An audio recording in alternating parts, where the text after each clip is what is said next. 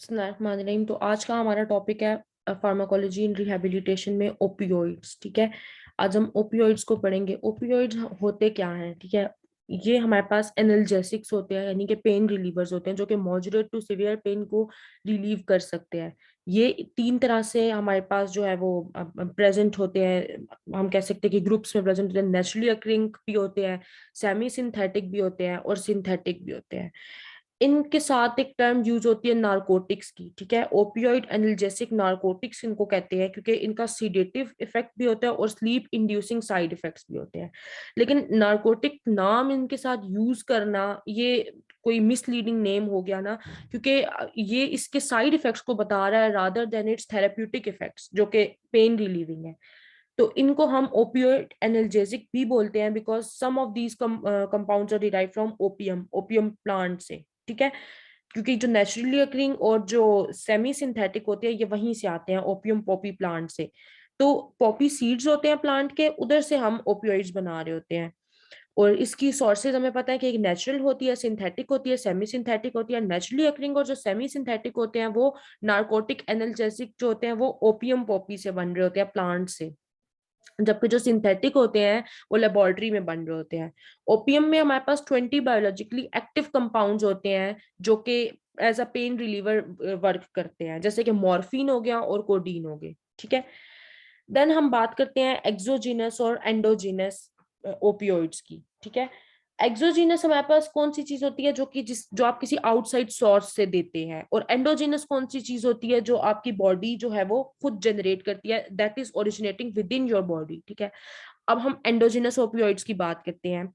Endogenous opioids जो होते हैं वो सीएनएस और पेरिफेरल टिश्यू के ऊपर जो है वो न्यूरॉन्स होते हैं प्रेजेंट, उनके ऊपर रिसेप्टर्स प्रेजेंट होते हैं। ठीक है, सीएनएस और पेरिफेरल टिश्यू के अंदर न्यूरॉन्स प्रेजेंट होते हैं और वहां पर रिसेप्टर्स प्रेजेंट होते हैं उन न्यूरॉन्स के, जिधर मोर्फिन और कोडीन वगैरह इस तरह के जो एक्सोजीनस सब्सटेंसेस, यानी कि जो एक्सोजीनस ओपियोइड्स होते हैं, वो आके बाइंड कर जाते हैं। और फिर एक्सोजीनस इस तरह अपना एक्सोजेनस ओपियोइड्स अपना इफेक्ट इस तरह प्रोड्यूस करते हैं जब वो इस रिसेप्टर के ऊपर बाइंड करेंगे और उसको एक्टिवेट कर देंगे। और एंडोजिनस ओपियोइड्स जो होते हैं ना, वो हमारी बॉडी के अंदर प्रोड्यूस हो रहे हैं, तो वो हमारे पास जो है वो विद इन बॉडी के अंदर से ही रिलीज होंगे। ठीक है, लेकिन जो हमारे पास न्यूरॉन्स और रिसेप्टर्स होते हैं, न्यूरॉन्स के रिसेप्टर्स उनके ऊपर बाइंड कौन से करेंगे? एक्सोजिनस। अब हमारे पास थ्री फैमिलीज होती हैं एंडोजिनस ओपियोइड की: एंडोर्फिन्स, इनकेफ्लिन्स और डायनोर्फिन्स। ये जो होते हैं एंडोर्फिन और इनकेफ्लिन्स, ये मेडुला से हो रहे होते हैं। ठीक है, ये ब्रेन इनको सिक्रीट करता है न्यूरोट्रांसमीटर की फॉर्म में। एंडोजिनस ओपियोइड्स जो होते हैं वो इम्यून सिस्टम को जो है वो रेगुलेट करते हैं, जीआई फंक्शंस को रेगुलेट करते हैं, कार्डियोवास्कुलर रिस्पॉन्सेस को रेगुलेट करते हैं और अदर फिजियोलॉजिकल सिम्टम्स को भी मेंटेन करते हैं। जिससे आप देखें कि बिहेवियर को मेंटेन करते हैं। हमने ओपियोइड अब्यूज की बहुत बार बात सुनी होगी। तो ओपियोइड अब्यूज क्या होती है? वो इसीलिए होती है क्योंकि जो ओपियोइड के साइड इफेक्ट्स में हमारे पास जो है वो यूफोरिया और इस तरह हैप्पीनेस की स्टेट्स आती है, जिसमें इंसान अपने आप को मतलब उसको यही होता है कि मुझे पेन वगैरह नहीं है, पेन की परसेप्शन नहीं हो रही होती, तो वो इस स्टेट में आ जाता है। वो बिहेवियर वगैरह को भी जो है वो उससे भी डील करते हैं एंडोजिनस ओपियोइड्स। देन हमारे पास हम बात करते हैं ओपियोइड रिसेप्टर्स की। तीन तरह की हमारे पास क्लासिफिकेशन है रिसेप्टर्स की। ठीक है, कुछ जो है वो स्ट्रॉन्ग उस पे करते हैं, कुछ जो है वो मतलब एगोनिस्ट एंटागोनिस्ट इन इस हिसाब से होते हैं।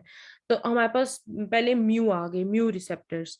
म्यू रिसेप्टर्स के थेरेप्यूटिक इफेक्ट क्या होते हैं कि वो स्पाइनल और सुप्रा स्पाइनल एनाल्जेसिया देते हैं। अब रिसेप्टर्स के सारे ही यही इफेक्ट होंगे कि वो स्पाइनल और सुप्रा स्पाइनल एनाल्जेसिया देते हैं। और अगर हम सुप्रा स्पाइनल की बात करें तो वो होगा कि जो स्पाइनल कॉर्ड से ऊपर लाई करता है, यानी कि ब्रेन। ठीक है, देन इसके साइड इफेक्ट्स क्या होंगे? जो अदर इफेक्ट्स की हम बात करें कि वो सिडेशन देगा, रेस्पिरेटरी डिप्रेशन देगा, कॉन्स्टिपेशन हो जाएगी। ठीक है, न्यूरोट्रांसमीटर की रिलीज को इनहिबिट करेगा, हार्मोनल रिलीज को इंक्रीज कर देगा। ठीक है, देन कैपा रिसेप्टर्स भी स्पाइनल और सुप्रा स्पाइनल एनाल्जेसिया ही देंगे, इनका भी प्राइमरी थेरेप्यूटिक इफेक्ट यही है। लेकिन जो इसके साइड इफेक्ट्स होंगे उनमें भी सिडेशन, कॉन्स्टिपेशन और साइकोटिक इफेक्ट्स आएंगे। ठीक है, देन डेल्टा रिसेप्टर्स वो भी स्पाइनल और सुप्रा स्पाइनल एनाल्जेसिया ही देंगे, लेकिन ये इनके भी साइड इफेक्ट्स होंगे, दैट इज हार्मोनल रिलीज को इंक्रीज कर देंगे और न्यूरो ट्रांसमीटर की रिलीज को इनहिबिट कर देंगे। हमारे पास स्पेसिफिक एजेंट्स की क्लासिफिकेशन, यानी कि जो ओपियोइड्स की क्लासिफिकेशन आ जाती है। स्ट्रॉन्ग एगोनिस्ट भी होते हैं। ठीक है, माइल्ड टू मॉडरेट एगोनिस्ट भी होते हैं और मिक्स्ड एगोनिस्ट भी होते हैं और एंटागोनिस्ट भी होते हैं। स्ट्रॉन्ग एगोनिस्ट जो होते हैं ना वो सिवियर पेन को हमारे पास ये ट्रीट करेंगे, ठीक है। और इसमें जो स्ट्रॉन्ग एगोनिस्ट के ग्रुप का मेंबर है हमारे पास, जो मतलब मोस्ट कॉमन जिसको हम अपनी जिंदगी में यूज करते हैं, वो मॉर्फिन है, ठीक है। और ये क्यों स्ट्रॉन्ग एगोनिस्ट होते हैं? बिकॉज इनकी affinity to bind with receptors ज्यादा होती है, ये ज्यादा अट्रैक्ट करते हैं रिसेप्टर्स को, इसलिए जो है ये स्ट्रॉन्ग एगोनिस्ट होते हैं।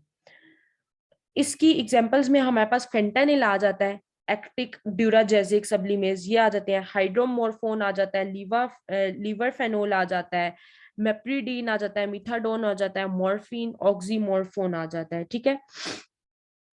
ये जो होते हैं ये स्ट्रॉन्ग ओपियोइड एगोनिस्ट होते हैं, यानी कि इनकी अफिनिटी ज्यादा है, ये ज्यादा अच्छा इफेक्ट प्रोड्यूस करेंगे। Then mild to moderate agonist आ जाते हैं, ठीक है। ये भी ओपियोइड रिसेप्टर्स को स्टिमुलेट करते हैं, लेकिन इनकी इतनी ज्यादा अफिनिटी नहीं होती, इतनी ज्यादा as high as strong agonist, इतनी इनकी अफिनिटी नहीं होती। तो ये थोड़ा सा उससे कम इनकी अफिनिटी होती है, इसलिए ये सिर्फ माइल्ड टू मॉडरेट पेन को ही जो है वो उनके लिए इफेक्टिव होते हैं ये ड्रग्स, ठीक है। इसमें जो है वो हमारे पास कोडीन आ जाता है, हाइड्रोकोडेन आ जाता है, ऑक्सीकोडोन आ जाता है, प्रोपोक्सीफीन आ जाता है, ये चीजें आ जाती है। देन हमारे पास मिक्स्ड एगोनिस्ट एंटागोनिस्ट आ जाते हैं। इन जो ये मिक्स्ड एगोनिस्ट एंटागोनिस्ट ड्रग्स होती हैं, इनके एगोनिस्ट और एंटागोनिस्ट दोनों इफेक्ट्स आते हैं, यानी कि एगोनिस्ट वो जो कि रिसेप्टर के साथ बाइंड करके स्टिमुलेटरी इफेक्ट देगा, ठीक है। एंटागोनिस्ट वो जो कि एगोनिस्ट को रिसेप्टर के ऊपर बाइंड नहीं होने देगा ताकि किसी भी चीज को इनहिबिट कर दे, ठीक है, वो खुद बाइंड हो जाएगा उसके ऊपर।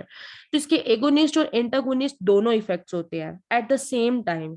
अब ये जो ड्रग है इनकी एबिलिटी क्या होगी कि ये जो है ना दोनों रोल्स प्रोवाइड कर सके, प्ले कर सके, ठीक है। अब कुछ ड्रग्स ऐसी होती हैं इन इस कैटेगरी में जो कि अगर बाइंड करें हमारे कैपा रिसेप्टर्स के साथ बाइंड करें तो वो उनको एक्टिवेट कर देंगी और वो कैपा रिसेप्टर को एगोनिस्ट बना देंगी। और अगर एट द सेम टाइम वही ड्रग जो है वो म्यू रिसेप्टर्स के साथ बाइंड करे तो वो उनको ब्लॉक कर देगी, वो उस रिसेप्टर को, उसको कोई वो नहीं प्रोड्यूस होगा, वो ब्लॉक हो जाएगी।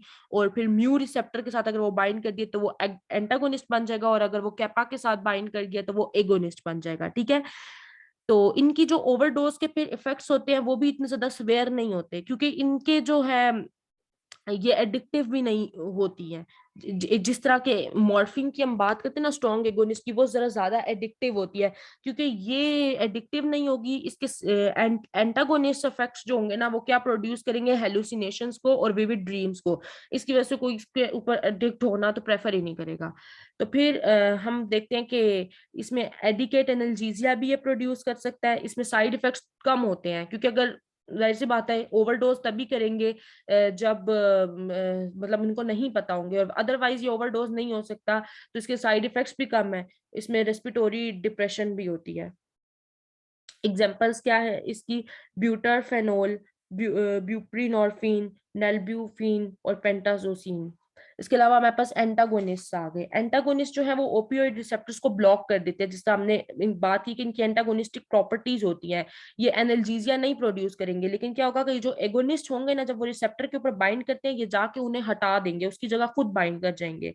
ये एगोनिस्ट मॉलिक्यूल को ब्लॉक कर देंगे, रिसेप्टर को ब्लॉक कर देंगे। और एंटागोनिस्ट हम क्यों यूज करते हैं? जब हमने एडिक्शन को प्रिवेंट करना हो। अब एक पेशेंट अगर एडिक्टेड है तो हम उसको जो है वो उसको ट्रीट करने के लिए, ओवरडोज को ट्रीट करने के लिए, एडिक्शन को ट्रीट करने के लिए हम उसको एंटागोनिस्टिक ड्रग देते हैं, ठीक है। इसमें हमारे पास नेलोक्सेन आ जाता है, जिसमें नेक्रेन आ जाती है, और नेल्ट्रेक्सोन आ जाता है, इसमें विविट्रॉल आ जाती है।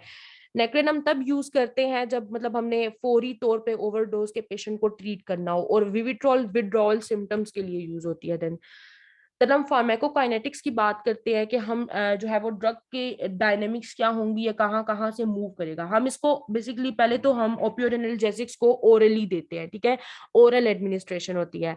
सब इंटीरियल ड्रग्स जो होती है इनकी सपोजिटरी फॉर्म में ये होती हैं। इसके अलावा हम इसको रेक्टल एडमिनिस्ट्रेशन भी दे सकते हैं, अगर आप उसको मुंह से ओरली ले रहे हैं और आपको वो फील हो रहा है। बच्चों